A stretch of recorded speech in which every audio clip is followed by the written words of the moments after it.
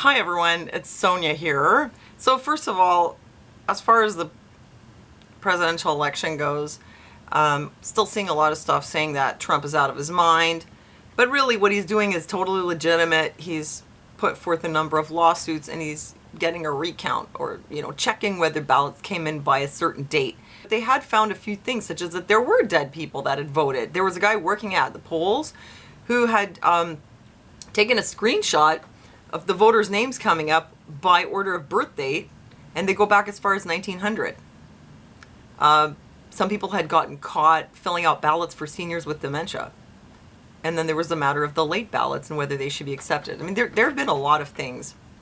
Is there a good chance that Trump could overturn the results and win the election? And then what would happen? Also, Biden, having just come in, is now giving everybody a little taste of what's to come. Before I start, I just want to mention, if you haven't already heard of this, C60 EVO, I want to let you know this is an antioxidant in olive oil, which I have personally discovered has fixed my sleep problems. I feel more energetic in the day. I sleep really well at night. And so I'm on here telling you about it because I want you to check it out. And I'm hoping that if you try it, it's going to give you great results. If you do try it, please let me know how it goes. And if you're going to try it, please use the link below because you will get 10% off with the coupon. Okay, so as far as the whole recount thing goes, there are some places where if all the votes that came in during the night, like in Michigan, if it turns out they're all invalid, that could flip things back to Trump. In other places, they had found some dead voters and some other shady stuff going on. It doesn't mean that it would be enough to sway things in his favor overall, So it remains to be seen. I kind of think that even if they count everything, he might not get the presidency. But you know what? It's not just about that. I think it's really great that he's doing this because for decades, well, at least since the electronic voter machines have come in, people have been saying that these things are susceptible to fraud. I mean, there was also glitches, like the glitch in Michigan in the software that flipped votes over to Biden. Turns out it's used in 47 counties in Michigan. Has it been investigated in 47 counties? Not yet. But when there's a glitch, or there are some problems, or people are submitting votes for other people who are already dead and the software's not picking it up, such as in Arizona, it's worth finding out what really happened. And what's really great about this is Trump is using the court systems in a way that could really shed light on all the flaws, all the problems in the voting system. This is something that no one has ever done before, and I think it's really important. It's almost like auditing the election system itself, and let's hope that some good comes out of it. I mean, I think it's really great that he's doing it, just for the benefit of the country and their whole electoral process. So what happens if Trump does a big recount and it turns out he actually won? I think it is going to be unbelievably chaotic in America. It's probably not going to happen, but just in case it does happen, I hope you guys are prepared. Don't forget to stock up. I have a link below if you want to check that out for supplies to get a discount. If not, just do what you can. Make sure you have some stuff. You might not want to leave the house for a while, or you might not be able to get what you need. But yeah, I kind of think it's not going to be very good. If he does the recount and then it turns out he didn't win, I think he will concede, and I think there will be a peaceful transfer. I don't think it's at all like the media is making it out.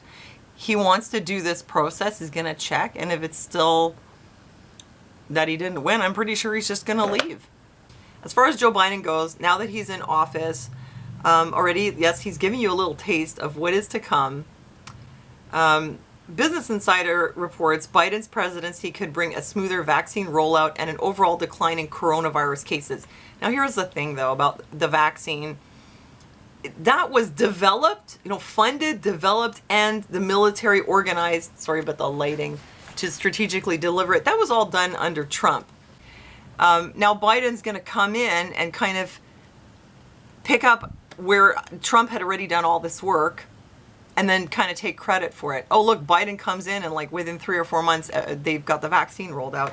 An overall decline in coronavirus cases. Yeah, I was looking at the statistics from CDC, and I noticed that they still, it's very confusing. They classify deaths from coronavirus, and they say coronavirus with pneumonia, without influenza, and then coronavirus with influenza. Why don't you just list actually coronavirus and then separate influenza? But if you go and look, they have them all like in different groups, in different categories where they're grouped with a number of different things. So it's hard to say who died of what exactly.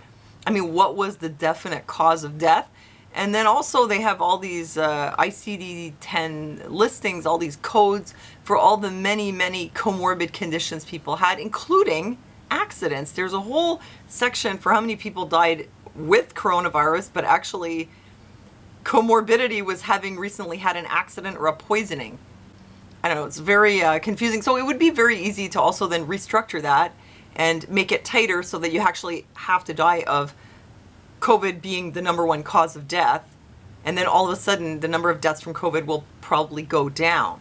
Somewhere else I had seen that about 30% of the excess deaths were not due to COVID itself, but due to other causes that were a result probably of lockdown and lack of access to medical care. Biden's first move as president-elect, make a mask mandate for all. Here's how he plans on doing it. So yes, he wants everyone across the entire country to wear masks. The federal government doesn't have the authority to tell the states what to do with something like that. He can only go to the state, to the governor, and try to get them to cooperate.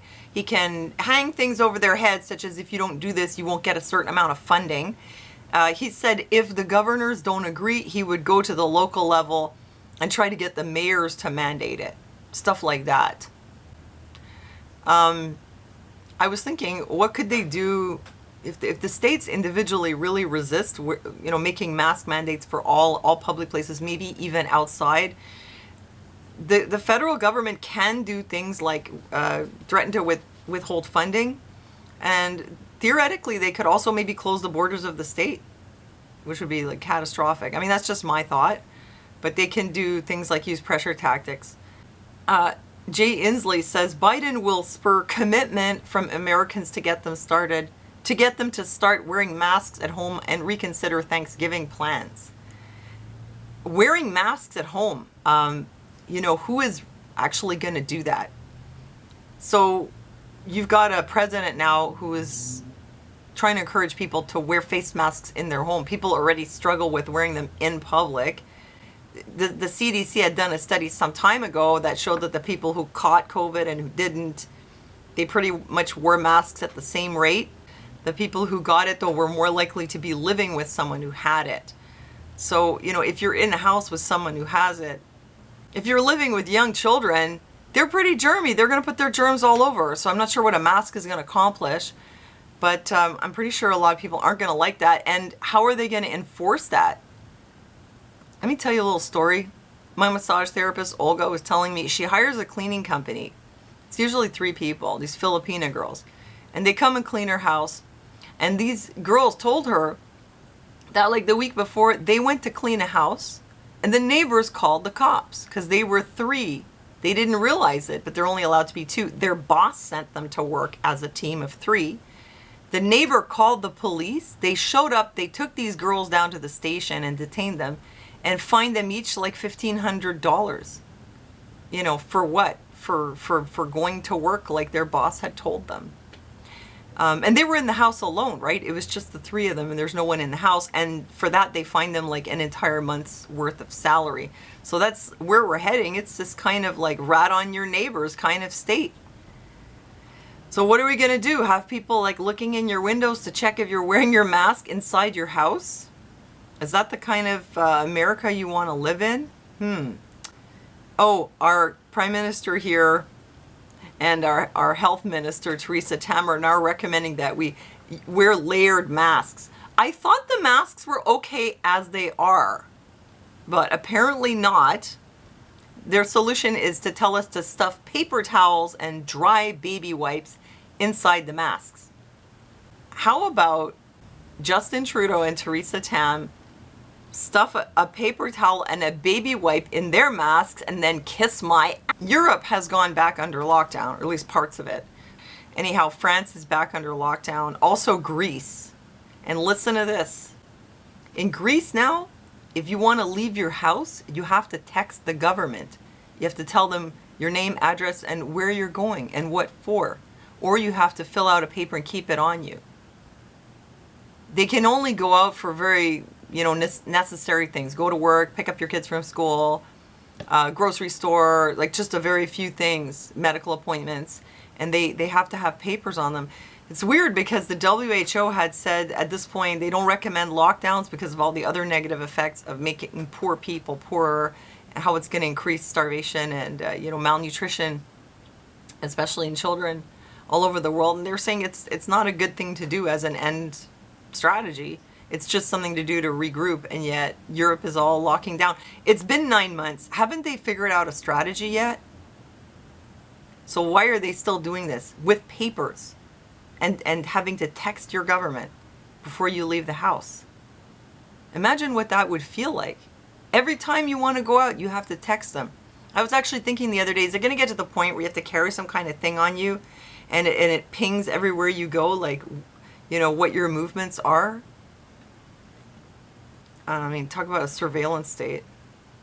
And another thing here, again, from the lockdown in England, where they're locking down again, metroco.uk reports lockdown could kill 75,000 due to canceled treatments and misdiagnoses. This is happening everywhere.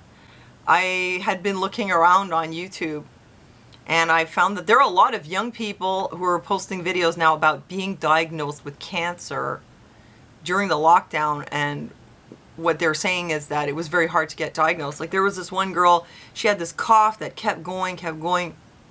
She called her doctor. Of course, she didn't see the doctor face to face, so how much can you do over the phone? You want me to tell you what's wrong with me? You're the doctor. Apparently now you have to be your own doctor and describe all your symptoms and know what's relevant. How is, there's so many signs that can show on your body that a doctor might pick up on that they're going to miss on the phone. But anyhow, so this girl called her doctor and she says she has this chronic cough, and the doctor said, she had actually, she had a chronic cough, and then she had horrible pain, and the doctor said, you probably bruised a rib from coughing.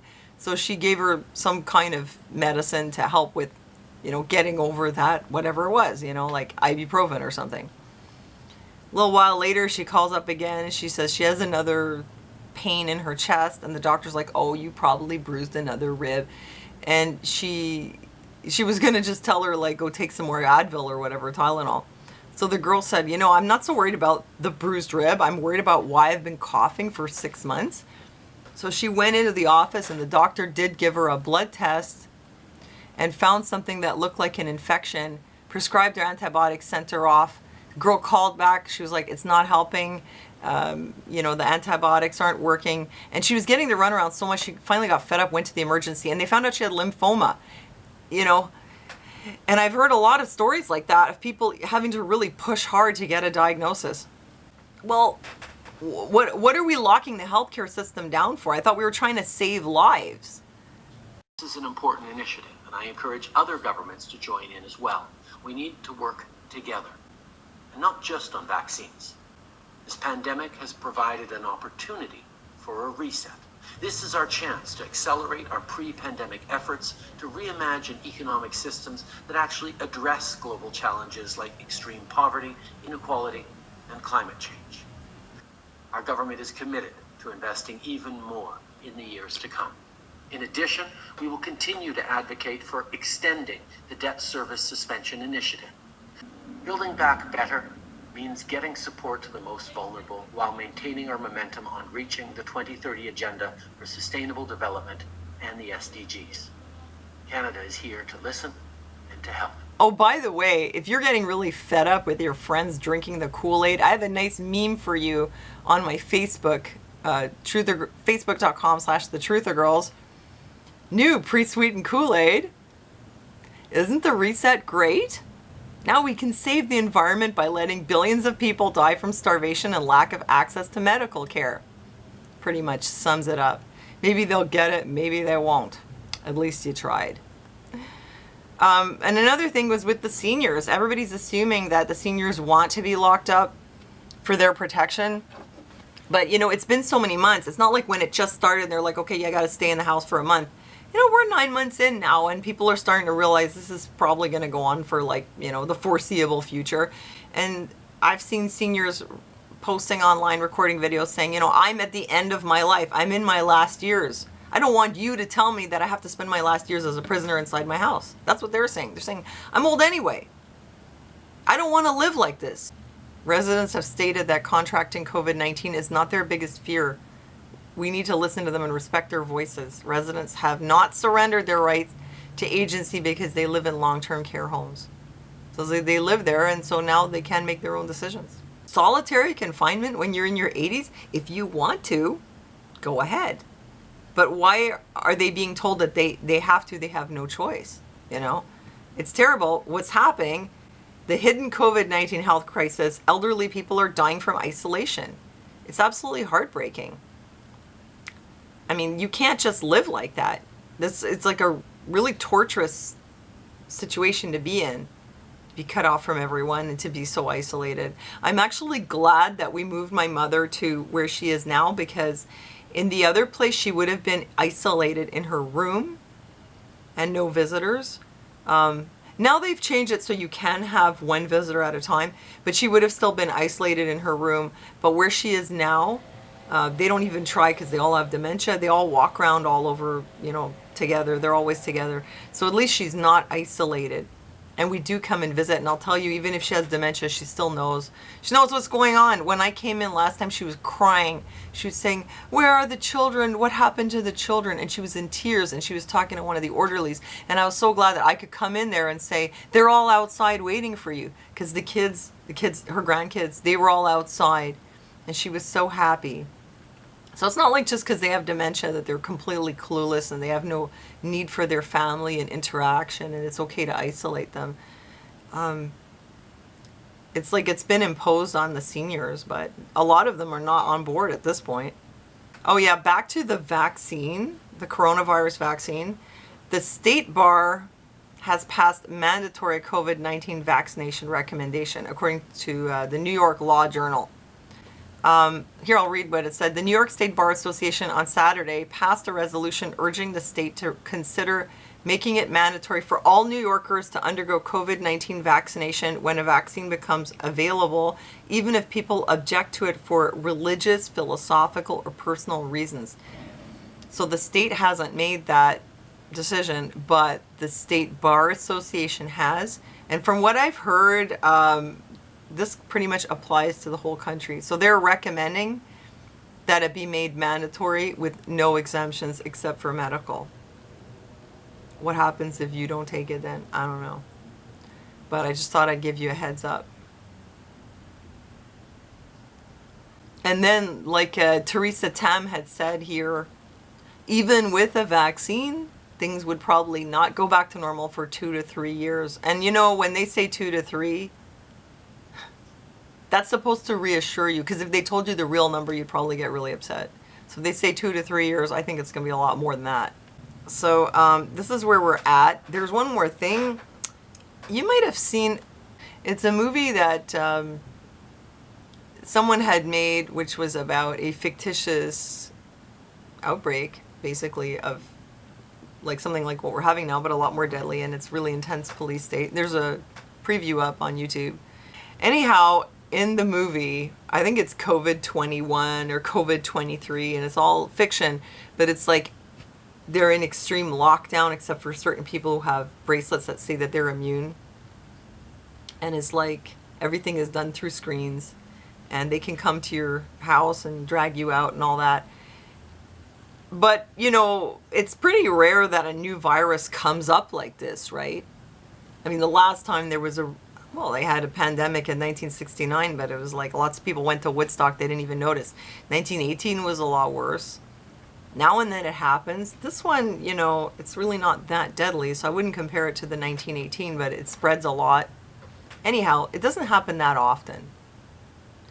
And yet Bill Gates was talking about the next one will get their attention. The next what? The next wave?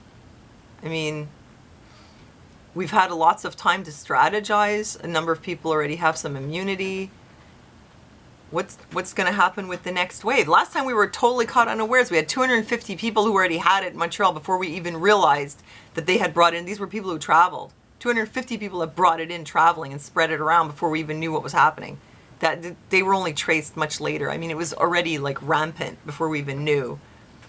So what would come now that would be so bad? Why did Joe Biden talk about a dark winter? To me, it seems kind of really out of proportion. Maybe I'm just like too much of an optimist. But some people worried, well, what if another virus comes? Or what if this one becomes a lot worse? To me, okay, it's unlikely this one would get worse, because in history, every time there's been a pandemic of a new virus, it doesn't mutate and get worse as people have it. The people who survive are the ones who pass it on, so they tend to have like a virus that becomes weaker.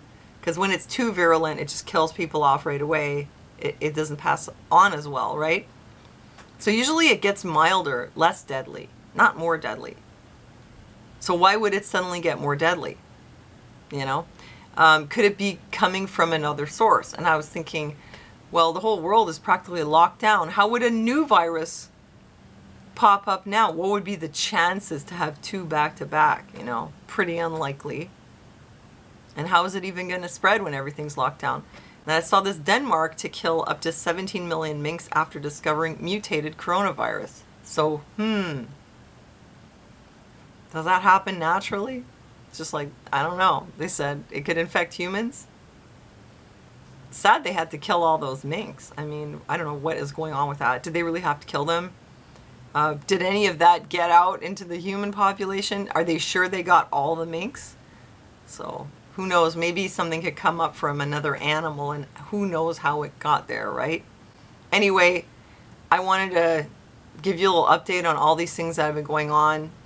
I hope you guys are doing okay. I've kind of gotten to a point where I'm sort of coming to terms with the fact that we're living in the end times, and I'm just counting on God to sustain me and strengthen me for whatever lies ahead, like he did to the apostles and many other Christians who've had to go through horrible things. I'm just asking God to come through for me and for you guys, you know, just to come through for us so that we can cope with this. Because we have the incredibly powerful strength from God that no one can take away from us. And actually, God said to me, you know, I will strengthen you and sustain you. So I feel very confident, like very encouraged, knowing that whatever it is that happens, God can give us like supernatural strength to cope with it. So we don't lose our souls. We don't have to turn away. As like it says, he who endures till the end will be saved. You know, when Jesus said to Peter, when you were young, you dressed yourself and took yourself where you wanted to go, but when you are old, someone else will dress you and lead you where you do not want to go. And he was referring to his execution. It's like he knew. But he also says, he who endures till the end will be saved. I mean, I think in the end times, like I'm not a pastor here, but I think in the end times, it really comes down to us to endure so that we can get through whatever is coming. And I just think that God is going to have to give us the strength to do that. And I think he will if we ask him for it.